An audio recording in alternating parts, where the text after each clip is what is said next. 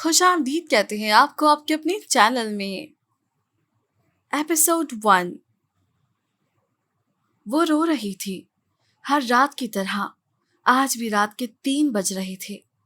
وہ تہجد کی نماز پڑھتی تھی کیونکہ تہجد کی نماز پڑھنے والے کے سارے گناہ معاف کیے جاتے ہیں۔ ہو سکتا ہے اس کا گناہ بھی قابل معافی بن جائے اور اس کو معافی مل جائے۔ 3 سال سے ہر رات اس نے اپنے رب کے سامنے رو رو کر اپنے لیے دعا مانگی تھی۔ ہر رات وہ روتی تھی اپنے رب کے سامنے، اپنی کی گئی غلطی کی معافی مانگتی تھی۔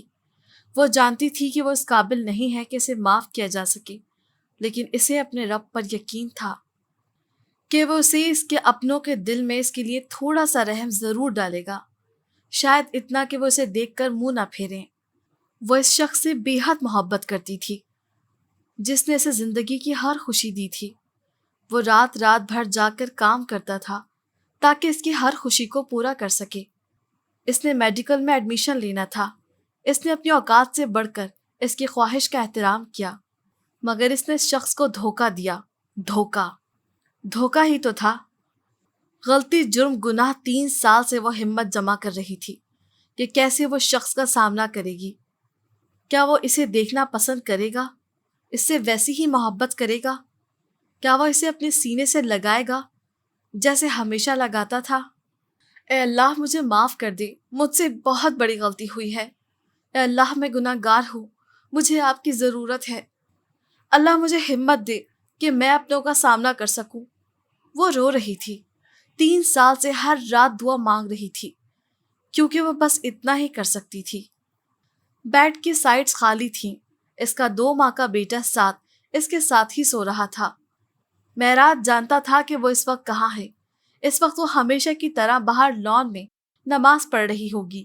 یہ کوئی نئی بات نہیں تھی۔ وہ ہمیشہ سے تہجد کی نماز ضرور پڑھتی تھی کیونکہ تہجد کی نماز اسے سکون دیتی تھی۔ وہ جانتا تھا کہ اس گناہ میں اکیلی نہیں ہے، وہ شریک ہے، مگر پھر بھی وہ اتنا احساس جرم کا شکار نہیں تھا کہ اپنے آپ کو اگنور کر دے۔ وہ جانتا تھا کہ اس وقت اس کی جان سے پیاری بیوی نے رو رو کر اپنی آنکھوں کا حشر کر لیا ہوگا۔ وہ کبھی کچھ نہیں سمجھ پایا تھا کہ وہ اس کو احساس جرم سے کیسے باہر نکالے۔ وہ ہر کوشش تو کر چکا تھا، محبت، غصہ، ہر طریقہ جس سے وہ اسے سمجھا سکتا، لیکن کوئی فائدہ نہیں ہوا۔ اب بس وہ اپنا غم خود تک ہی رکھتی یا صرف اللہ سے کہتی تھی۔ یہ اس کے بس میں تھا۔ وہ محبت کرتا تھا حد سے زیادہ، اس کے بغیر نہیں رہ سکتا تھا، اس کی آنکھوں میں آنسو نہیں دیکھ سکتا تھا۔ شادی کے شروع میں معافی مانگ چکا تھا، جسے اس نے یہ کہہ کر قبول کیا تھا کہ جتنی غلطی آپ کی تھی اتنی ہی میری بھی تھی۔ آیت کی بات سے معراج کا احساس جرم تو کم ہو گیا تھا، لیکن آیت کا احساس جرم بڑھتا جا رہا تھا۔ معراج نے اسے سمجھانے کی بہت کوشش کی تھی کہ ہماری فیملی ہے، ہمارا ایک بچہ ہے، جس کے بعد آیت نے معراج سے اس موضوع پر بات کرنا چھوڑ دیا تھا۔ اب معراج کو نیند نہیں آنی تھی، اس لیے اس نے کمبل ایک طرف پھینکا اور باہر نکل گیا۔ دعا مانگنے کے بعد اس نے جیسے ہی اپنی سائڈ میں دیکھا تو وہ گھٹنوں کے بل بیٹھا اسے ہی دیکھ رہا تھا۔ اسے دیکھتے ہی مسکرایا۔ اتنی لمبی دعا میں بھی شامل ہوں کہ نہیں؟ نہ چاہتے ہوئے بھی اس نے پوچھا۔ وہ مسکرا دی بھیگی آنکھوں سے۔ میرے سب عزیز شامل ہیں، ہاں سب عزیز، جن میں سب سے آخر میں آتا ہوں۔ وہ کوئی شکوہ نہیں کر رہا تھا کیونکہ وہ آیت کو کوئی تکلیف نہیں دے سکتا تھا۔ نہیں، اب ایسی بھی کوئی بات نہیں، آپ کیوں آئے، میں بس آنے والی ہی تھی۔ اس نے بات بدل دی۔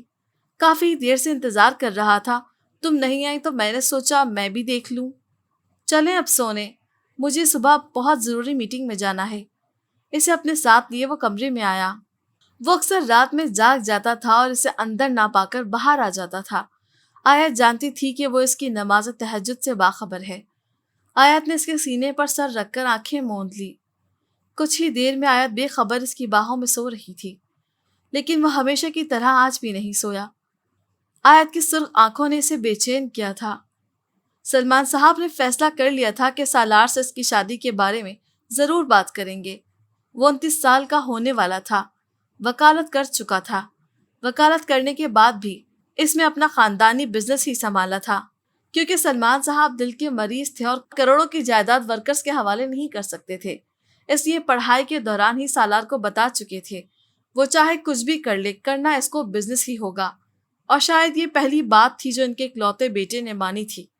اب وہ چاہتے تھے سالار شادی کر لے اور اپنا گھر بسا لے، لیکن کسی کی بات ماننا اس نے کبھی سیکھا ہی نہیں تھا، خاص طور پر مسٹر اور مسز سلمان۔ سالار کی سرگرمیاں کچھ اور ہی تھیں۔ اس کی اپنی زندگی کی ایک روٹین تھی۔ وہ شراب پیتا تھا، سگریٹ پیتا تھا اور کبھی کبھار جوا کھیلتا تھا۔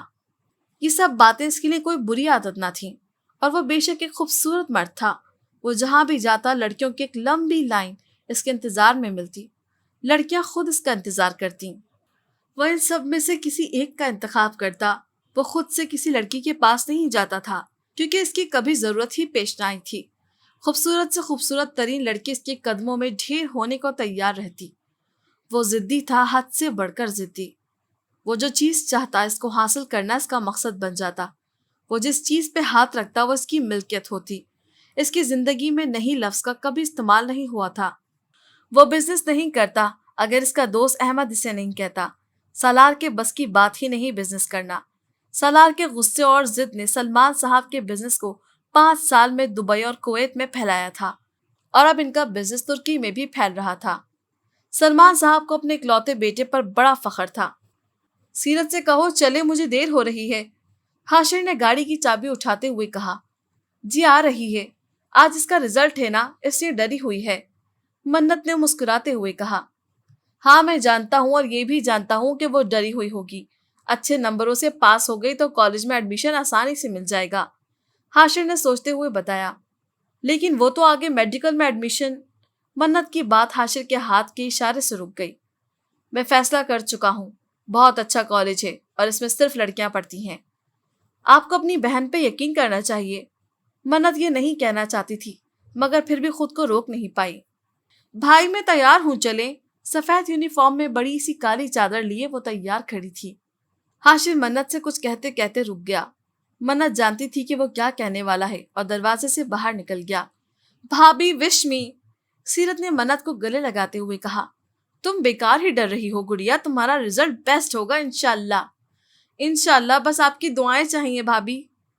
اگر A+ رزلٹ آیا تو میڈیکل کالج میں ایڈمیشن مل جائے گا۔ سیرت کی بات سن کر منت مسکراتے لب بھیج گئی۔ وہ اس وقت اسے یہ نہیں بتانا چاہتی تھی کہ جس میڈیکل میں ایڈمیشن لینے کے لیے اس نے دن رات ایک کر رکھی ہے، حاشر وہ ہونے ہی نہیں دے گا۔ چل یار، ایسے ہی ڈرتی رہو گی تو ہمیں رزلٹ کا پتہ ہی نہیں چلے گا۔ شکر ہے کہ آج جونیئر کالج سے ہماری جان چھٹ جائے گی۔ ہنا نے سیرت کو گھسیٹنے کی ایک اور ناکام کوشش کی۔ بس یار 5 منٹ میں چلتے ہیں۔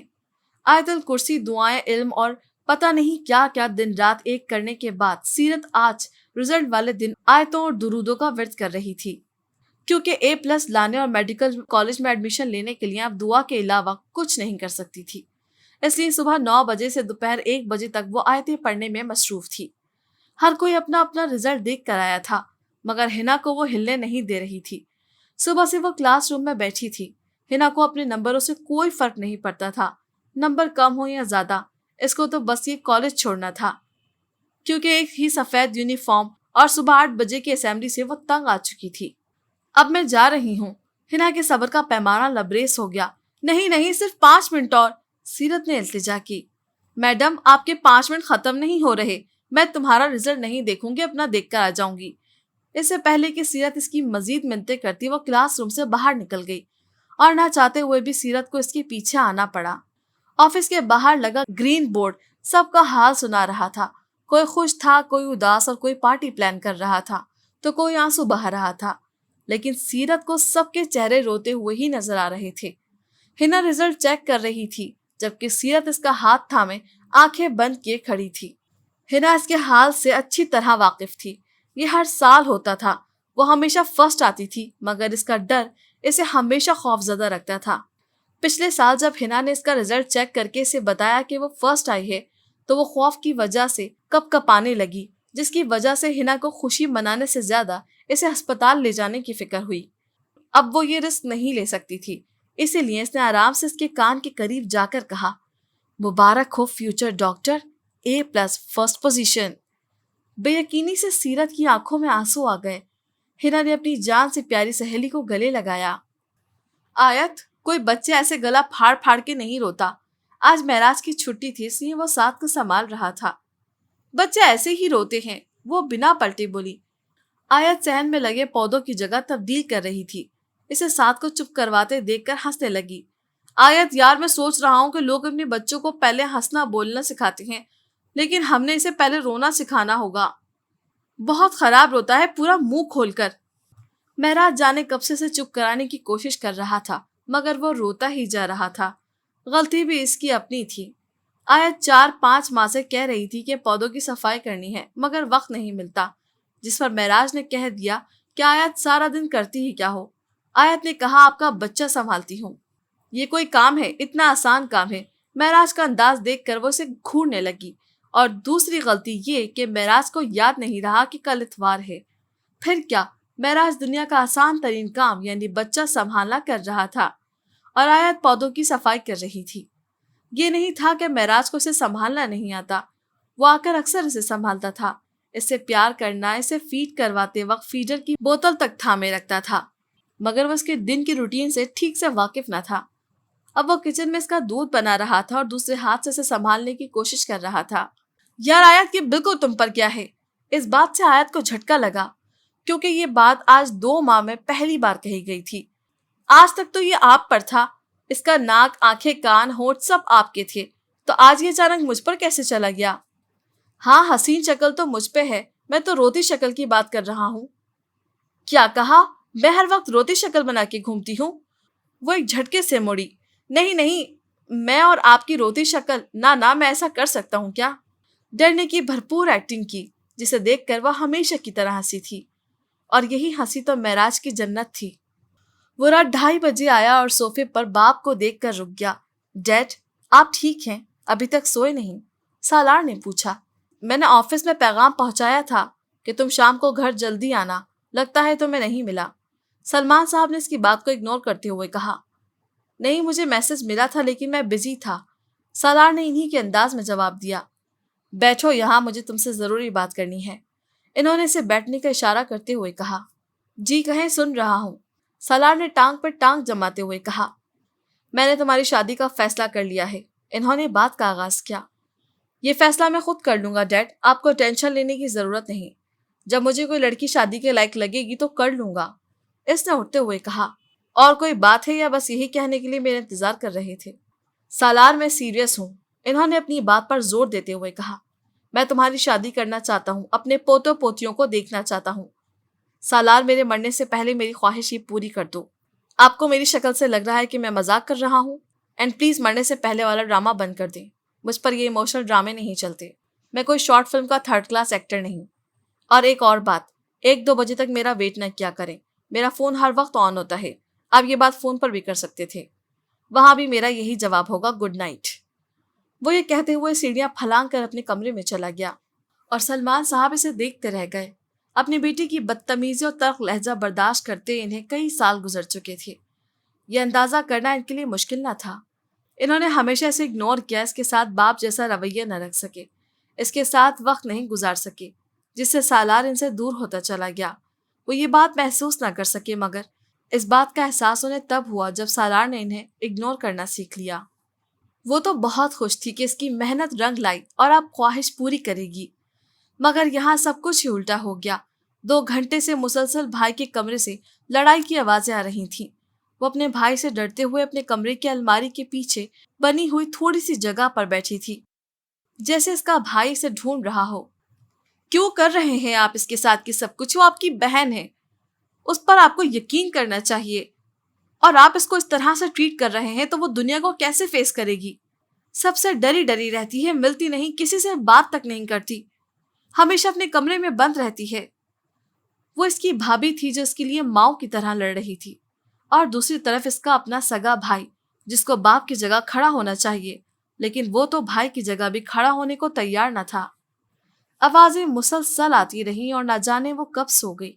صبح اس کی آنکھ فجر کی اذانوں کے ساتھ کھلی، اور وہ یہ قبول کر چکی تھی کہ اب وہ کبھی ڈاکٹر نہیں بن سکتی۔